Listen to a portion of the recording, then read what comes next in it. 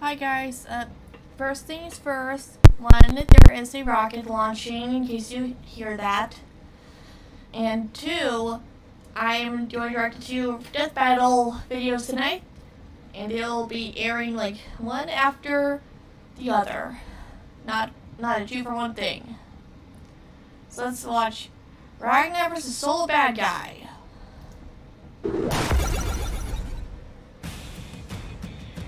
I wonder how Blaze Blue is. I know that Derby characters. No anime tough guy trope is complete unless he has outrageous spiky hair, a sword that's clearly compensating for something, and belts. Lots and lots of belts.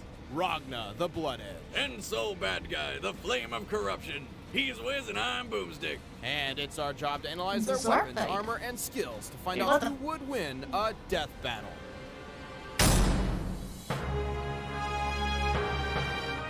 Nearly a century ago, humanity was hunted to near extinction by the fearsome Black Beast. Fortunately, 6 brave heroes slayed the monster and saved mankind. The remains of humanity was reorganized under an oppressive government, until one man decided to rise up. Ragna, the Blood Edge.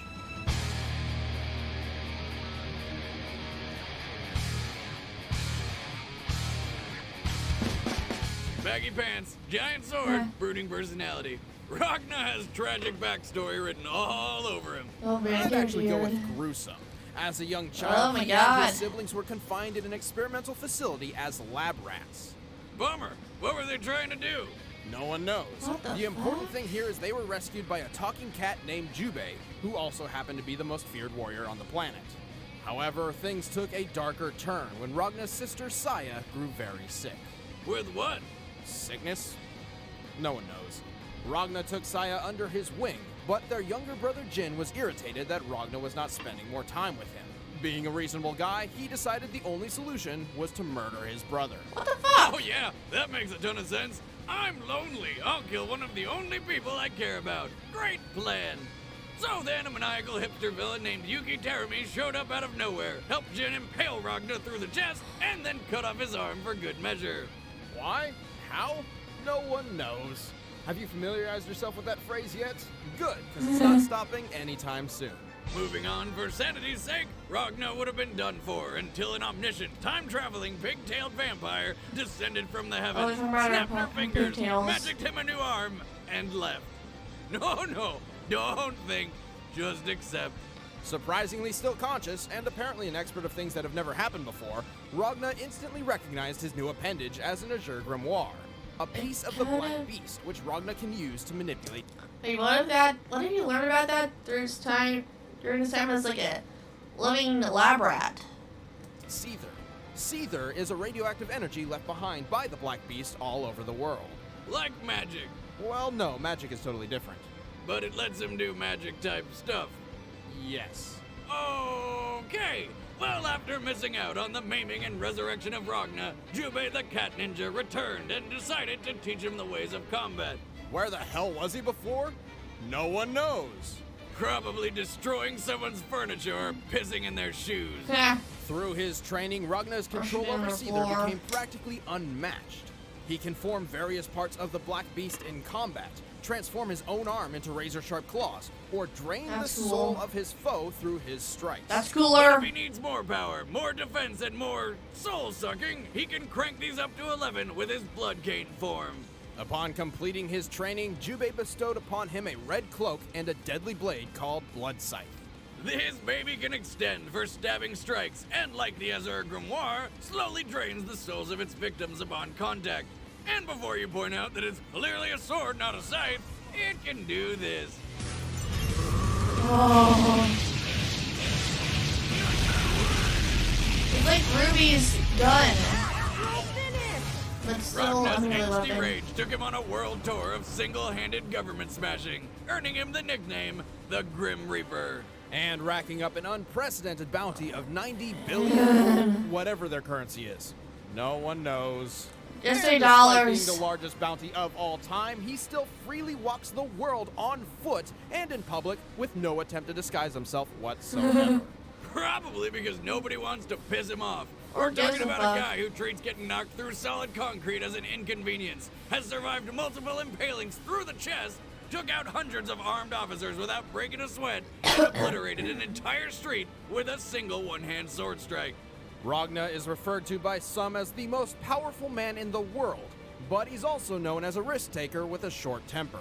And despite being trained by the most dangerous kitty cat in the world, Ragna is obviously nowhere near Jubei's level of skill, who terrifies even the deadliest villains of the series. But after all was said and done, Jubei left Ragna with a dire warning. Never think of the Azure Grimoire as your own. Which is kind of bullshit. I mean, it's attached to him, so I'm pretty sure he's got dibs.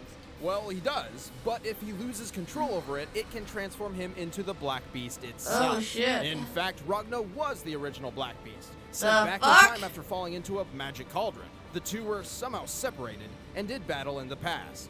These events would repeat themselves in a 100-year time loop until this chick saved Ragna from falling into that cauldron, stopping the Black Beast from appearing in the past in the first place. But if the Black Beast never went back in time, then it would never have created Seether, and everything in BlazBlue shouldn't exist as we know it. So how? No one knows! Can we just make this guy fight someone now? I'm the main character, and yet again, I get left in the dark. It's really starting to piss me off. Way back in the year 2010, the discovery of magic forever changed the course of human history. Traditional technology was eliminated for newer, environmentally friendly methods. And after improving the planet, a certain world superpower sought to improve mankind itself. Oh, hey, another super soldier project. Let me guess, they injected this guy with some serum and it didn't really work out the way they wanted, but now he's a badass. Replace serum with magic, and close enough. This man would emerge as the feared bounty hunter, Soul Badguy. So he's clearly the bad guy. Actually, he's the main hero of the story. What? Why would they... Before Soul's transformation, he was known as Frederick, a scientist tasked with leading the Super Soldier Project alongside his love interest, Arya. But whether he intended to or not, Frederick would become the prototype of this new super race, the Gears. But is he guilty? Oh, hell yeah. He was responsible for Arya's death, and then her next death when she was resurrected into this thing. Why does Oh, Luke have Wasn't expecting her to look like that, but not as much as I wasn't expecting the blue robo-penis! Yeah, like Who what even does that? the She was fuck likely even created is as that? a giant FU to poor Soul by that man. Which man? That man. I only see Soul Bad Guy. No, it's that man. It's just you and me here, Wiz. Listen, the villain is that man. Soul Bad Guy's the hero and the villain? No, he's another No. character. Just pretend Soul Bad Guy's not there. You mean he's invisible? When this person was born into the world, his parents looked at this child and decided they would name him that man. Who were they looking at, Wiz? His name is T-H-A-T space M-A-N. Well, F-U-C-K space Y-O-U. I'm out. So, I looked at the internet and discovered that his actual name is that man. I apologize for earlier. Let's move on. That was the dumbest Soul circuit had to ever. maintain a human appearance to disguise his true gear form. So he developed a true gear special form? limiter headpiece to keep his own power at bay. If that thing comes off, say goodbye to whoever recently pissed him off. As a gear, Soul's aging was slowed to a near halt, allowing him more than enough time to develop his own fighting style. Well, whatever fighting style lets you punch fire, that's the one I want to learn. Soul's volcanic viper and Fafnir punches are flame-enhanced strikes, while his riot stomp flies in with a fearsome kick. And because this is anime, Soul can trigger his second form, the Dragon Install. The Dragon Install allows Soul to safely tap into a fraction of his full gear power, boosting his strength, speed, and healing ability. The drawback, he can only sustain this power for so long, and afterward, he's left vulnerable.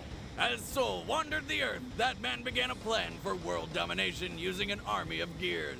In response, Soul put together a gear-obliterating superweapon called Outrage. Which looks like the world's most complicated can opener. Yeah, or it does. next-gen Bop It. Turns out, it was so powerful, nobody could wield it, not even Soul. So he had to split it apart into 8 pieces just to make it usable. What? Naturally, he took the best piece for himself, the flame-enhanced Fire Seal. I want a Fire Seal, that'd be fucking sweet. Try and eat me now, Orca Whale. Fire Seal! Using Fire Seal to its full potential, Soul defeated that man's forces twice over. And then he decided to upgrade the shit out of it with the Junkyard Dog Mark III casing. But this is hardly the full extent of Soul's power. He once survived the backyard, an alternate dimension which would annihilate the soul of a normal man.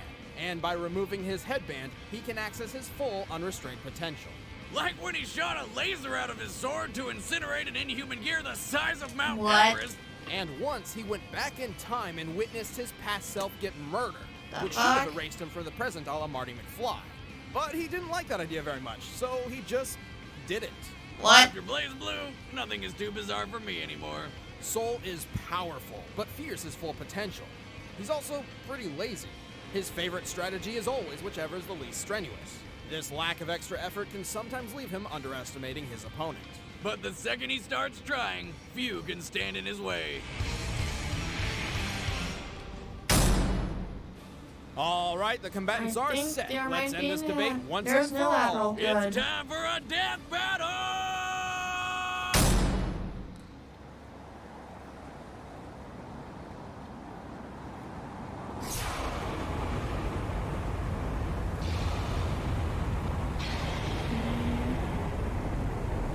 Okay, so they're gonna be in Blaze Blue universe.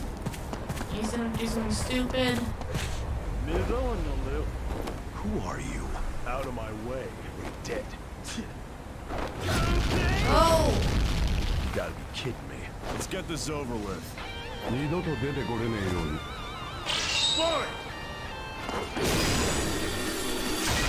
guy that's part the world ender, so the guy in the red jacket, the blue guy.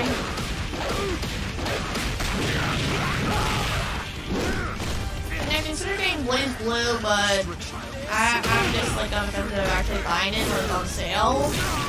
I'll see that more money for my Imaginary number 4. Blaze Blue,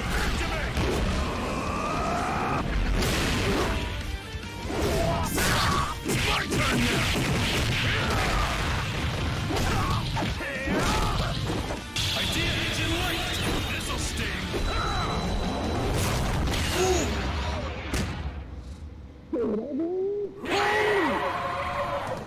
Blood cave.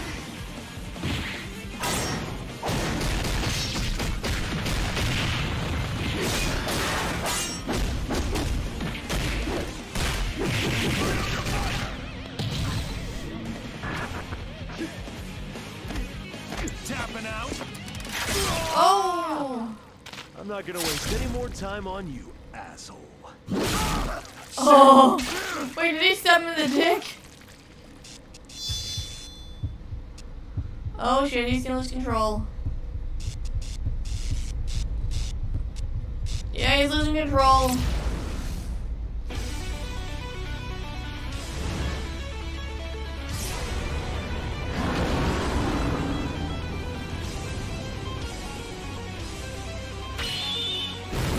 Oh, he took off his mask and his sting.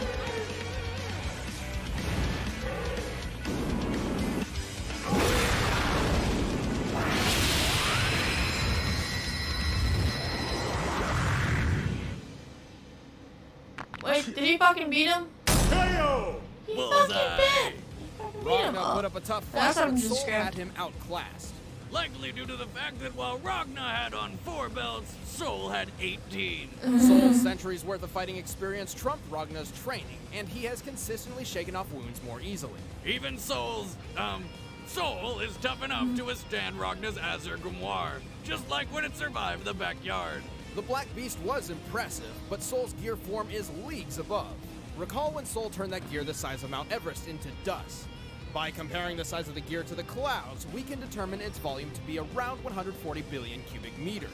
Destroying something this size would require more than 85 gigatons of TNT. That's nearly 200 times more powerful than the 9.0 earthquake that hit Japan in 2011. What? More than enough to take Ragna down, and that was only a fraction of Soul's real power. Ragna just burned out in the end. The winner is Soul Badguy.